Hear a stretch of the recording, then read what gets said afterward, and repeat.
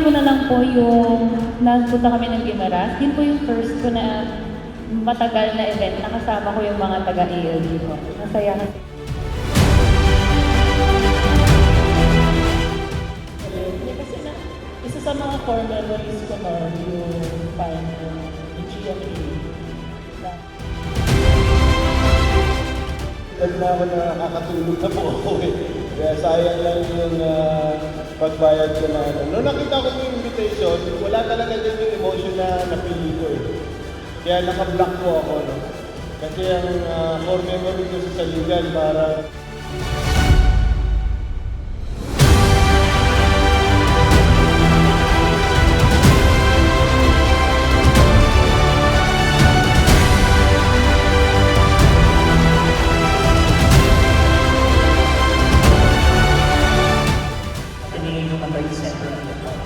kasi dati ang tawag ay convenor.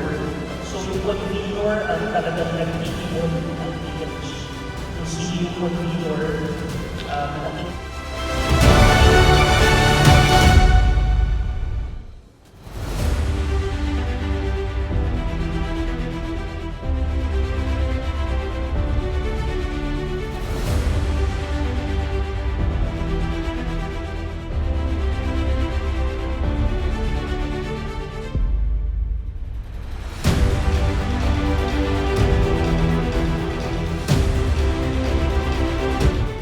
I see Marlon J. Manuel.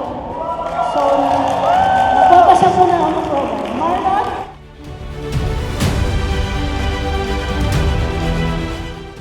Normie has been proactive in human rights and social justice work.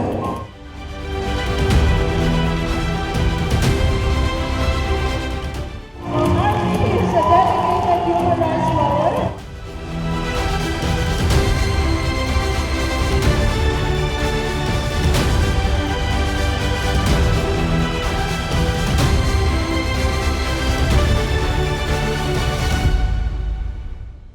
Our People's Choice Awardee is no less than Attorney Jerty Mayo Anda.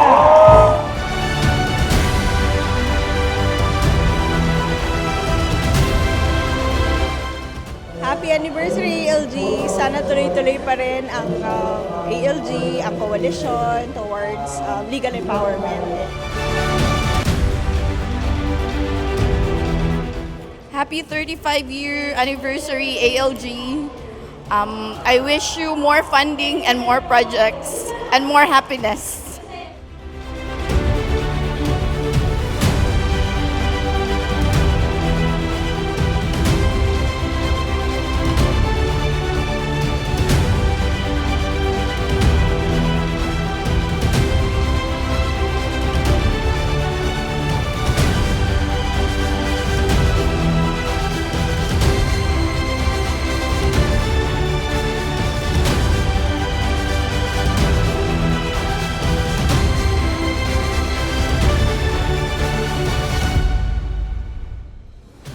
Maraming salamat. It's been 35 years. This is a milestone. Nandito yung isa sa mga lobby ng alternative law groups.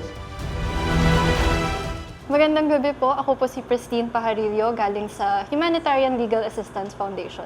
Nagpapasalamat po kami sa ALG sa pag-imbita sa amin sa 35-year anniversary nila in service of the people.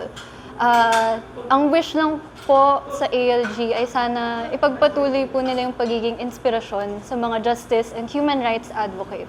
Sa tulong ng ALG at iba pang organisasyon, makakamit natin ang pag-asa at pagbabago para sa lahat. HLAF para sa ALG. Hi po, Jane Arabeo from ALG Secretariat.